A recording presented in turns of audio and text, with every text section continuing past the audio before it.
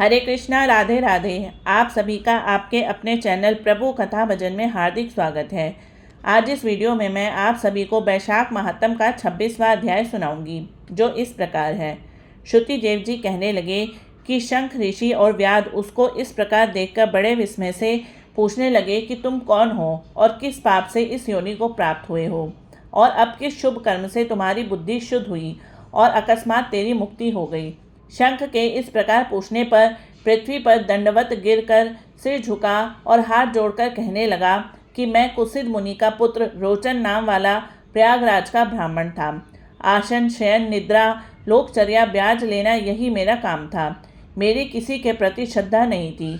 इसी समय भगवान के प्रिय वैशाख मास में जयंत नाम का ब्राह्मण वहाँ आया और उस क्षेत्र के रहने वाले बहुत से हजारों स्त्री पुरुष उससे वैशाख मास की कथा सुनने लगे।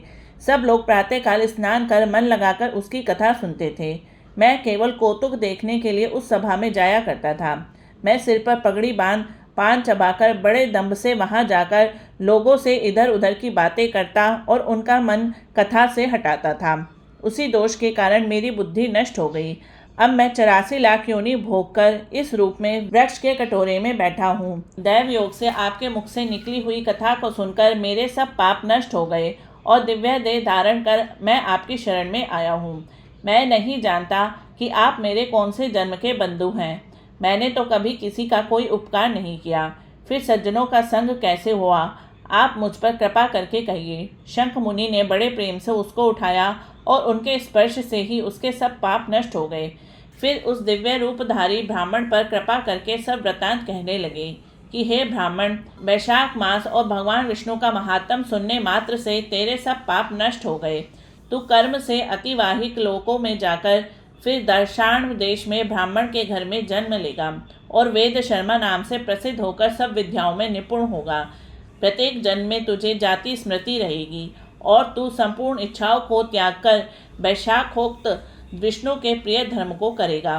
निस्पृह गुरु भक्त और जितेंद्रिय होकर उस जन्म में सदैव भगवान की कथा सुनने में तत्पर रहेगा और इस प्रकार सिद्धि को प्राप्त हो जाओगे और सब बंधनों से मुक्त होकर दुर्लभ मोक्ष पद को प्राप्त करोगे। डरो मत, मेरी कृपा से तुम्हारा कल्याण होगा। जो किसी प्रकार श्रद्धाहीन होकर भी भगवान के नाम का स्मरण करता है, वह भी निर्मल होकर मुक्त हो जाता है। जो श्रद्धापूर्वक जितेंद्रिय होकर सुनता है, फिर उनका कहना ही क्या, जो कोई भक्ति से अथवा देश से भी कथा आदि कहते या सुनते हैं अथवा भगवान की उपासना करते हैं, वे सभी मुक्त हो जाते हैं।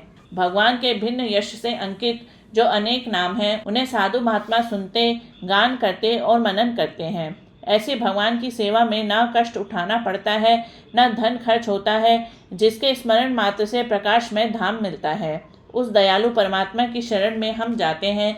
तुम भी उस नारायण की शरण में जाओ और वैशाख के धार्मिक कार्यों को करो।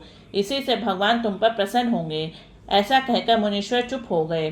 तब व्याध को देखकर वह दिव्य पुरुष मुनीश्वर से कहने लगा कि महाराज, मैं धन्य हूँ। आपकी कृपा से मेरे पूर्ण भाग्योदय हो गए। आपने मुझ पर बड़ी कृपा की, जिससे मेरी यह दुष्ट योनि चली गई। ऐसा कहकर वह परिक्रमा कर आज्ञा ले स्वर्गलोक को चला गया। जब संध्या हो गई तो शंख मुनि व्याध सहित रात्रि को वहाँ ही रहे और शंख मुनि भगवान के अनेक अवतारों और इतिहास की कथा सुनाते रहे। प्रातःकाल में ब्रह्म मुहूर्त में उठकर शौच आदि क्रिया से निवृत्त होकर सूर्योदय से पहले ही स्नान कर संध्या बंदन और तर्पण आदि करके व्याध को बुला उसके सिर पर प्रोक्षण कर अधिक शुभदायक फल देने वाला राम 2 अक्षर का मंत्र जपने लगे। शंख कहने लगे कि हे व्याध, विष्णु का नाम अनेक पापों को दूर करने वाला है। इससे हे व्याध, तुम निरंतर राम का नाम जपा करो। यह संसार के सब बंदरों को काटने वाला है।